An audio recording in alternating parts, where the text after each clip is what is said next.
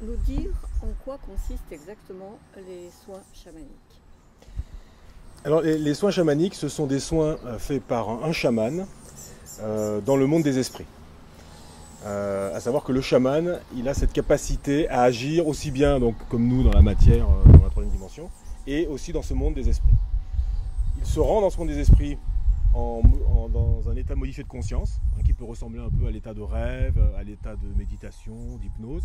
Il rentre dans ce monde des esprits, il présente une intention, donc qui est souvent d'aider la personne, de débloquer la personne d'une situation. Et là, voilà, ses alliés lui présentent la situation, lui présentent la personne, et lui va être capable d'agir, il va être capable de décoincer quelqu'un, il va être capable de faire rassembler la tribu de la personne, pour lui donner de la force, pour prendre des décisions, pour changer d'orientation, pour accepter de sortir d'un endroit.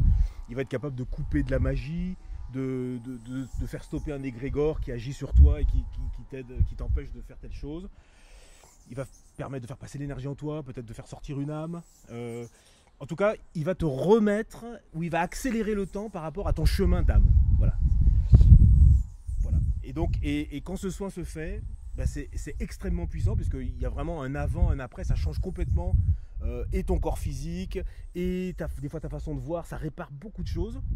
Voilà. Et donc ça te remet sur le chemin, voilà, c'est comme si tu nettoies un jardin, tu vas aider plein de plantes à pousser qui étaient coincées, qui ne pouvaient pas le faire. Voilà, voilà. Dès que tu as fait ça, le mouvement change. Y a-t-il des prérequis pour faire des soins chamaniques? Alors, des prérequis. Donc, bon, alors d'un côté, il faut qu'il y ait un chaman, hein, on va dire. Et de l'autre côté, nous avons au niveau de la personne, il faut une intention puissante. Et donc l'intention, elle, ça va être le fait de sentir l'élan de ton âme, c'est-à-dire de sentir que ton âme, elle est dans une situation et qu'elle demande à ce que les choses changent, elle demande à être débloquée, elle demande à ce que quelque chose soit reconnu ou que des choses soient modifiées. Et ça, c'est un élan puissant en toi. Et quand cet élan est là, alors oui, le soin peut se faire facilement. Parce que le chaman, il va pas inventer des choses, il va pas forcer des choses. Il ne va qu'aider l'âme à avancer dans son chemin. Donc si l'âme ne veut pas quitter la boue où elle est coincée, à part le constater, le chaman il pourra juste dire elle veut pas partir, elle est là, on a fait venir la tribu, on a aidé, mais elle n'est pas partie, elle n'a pas envie de quitter. Par contre, des fois, il manque rien du tout pour qu'elle ait envie de quitter. Il lui manque la force de sortir, donc on peut l'aider, on peut la porter, ou alors un peu de soutien de sa tribu, voilà. Donc le prérequis, c'est, entre guillemets, c'est l'intention. Mais c'est pas intellectuel l'intention, c'est le mouvement de ton âme, de sentir ce mouvement-là. Parce que c'est pas toujours le bon moment. Je veux dire, on peut être dans une situation compliquée, mais c'est pas parce qu'elle est compliquée qu'elle doit s'arrêter. Elle est compliquée parce que c'est un moment à vivre et qui peut durer. Et puis à un moment, c'est la fin. Et quand c'est la fin, c'est là que tu peux évoluer. Et le chaman peut t'aider à accélérer ce temps-là, des fois. Voilà. Il n'y a donc pas de contre-indication formelle?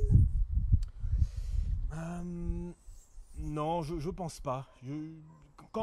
Voilà, si la personne me semble très, très fatiguée ou dans des états de dépendance forte, voilà, moi je vais faire, avant de faire le soin pour elle, je vais faire un voyage de mon côté pour demander comment je peux soigner la personne, qu'est-ce que je peux faire pour elle. Et on va me dire tu peux faire un voyage normal, ou alors non, il faut pas faire, ou il faut juste lui proposer de faire telle chose, on va me dire il faut qu'elle mange telle chose, ça peut être des choses très simples. Donc il n'y a pas de contre-indication, j'aurai toujours une réponse adaptée, mais effectivement il y aura peut-être des situations où je ne pourrai rien faire, à part dire que je ne peux rien faire. Voilà. Y a-t-il une préparation nécessaire pour les soins chamaniques? Alors, pas vraiment de préparation. Ce que j'aime bien proposer aux gens qui viennent faire des soins avec moi, ce que j'aime bien proposer, c'est de prendre le temps de demander quel est le chemin de leur âme. C'est-à-dire de demander, donc soit dans leur moment d'intériorité, des moments de méditation, soit de demander à recevoir en réponse dans un rêve, cette information, de dire quel est le chemin de mon âme, qu'est-ce qu'elle veut, vers quoi elle avance, quel est son mouvement, qu'est-ce qui me porte dans la vie. Et des fois, c'est très très loin de l'actualité de notre vie, donc on n'en a pas forcément conscience. Mais quand on a cette information, et qu'on sait que oui, ce qu'il faut, c'est que je me libère de telle chose, il faut que je quitte cet endroit, quand on sent ça, et quand le voyage nous dit que c'est ce qu'il faut faire, ou que le voyage même nous débloque de situations, on l'accepte bien, quoi. On est en confiance, parce que c'est une info qu'on a déjà reçue, qu'on nous confirme, et on avance avec ça, on est bien. Donc c'est pas vraiment un prérequis, mais ça aide beaucoup. Donc des fois, voilà, dans le préparatif, j'aime bien faire ça. Voilà ce que je peux répondre par rapport à ça. Et après les soins, y a-t-il des choses à faire plus particulièrement ou à ne pas faire Alors, effectivement, hein, ce que je demande, voilà, pour les soins, donc soit on peut faire des soins en direct, hein, où je me rends chez la personne, et puis voilà, dans son salon, dans un jardin, dans la nature, d'ailleurs, on est avec la personne, et là, je vais la mettre en condition pour faire un voyage. Soit on fait à distance, mais pareil, au téléphone, je la mets en condition pour faire un voyage, et puis je fais aussi le voyage de mon côté. Ce que je demande souvent, c'est que le rendez-vous qu'on prend, là, donc il faut quand même prévoir peut-être 2 heures de temps libre, le rendez-vous qu'on prend, il faut faire attention que les 2-3 jours qui suivent, on puisse s'autoriser à être en mode tranquille, en mode un peu rodage, parce que voilà, voilà, après le soin, voilà, si on a fait revenir des morceaux d'âme, ils vont revenir avec le souvenir, ça peut être difficile, on peut être fatigué, on peut aller très bien, on peut être euphorique, je veux dire, c'est up and down, et il vaut mieux s'autoriser ça. Si on a des choses très compliquées à faire, il vaut mieux faire un rendez-vous à un autre moment. Donc voilà. Et puis j'invite souvent les gens à ressentir les nouveautés. Alors ça c'est pas toujours évident parce que des fois on a un moi très puissant qui vraiment nous contrôle, nous dit ce qu'il faut faire, etc. Donc même quand il y a des choses nouvelles, il voit pas, il est là, il dit non, c'est pareil, c'est toujours aussi mauvais, je suis toujours aussi malade, etc. Mais quand l'esprit s'ouvre un petit peu, pour certaines personnes, ils sentent déjà un peu ce qui se passe.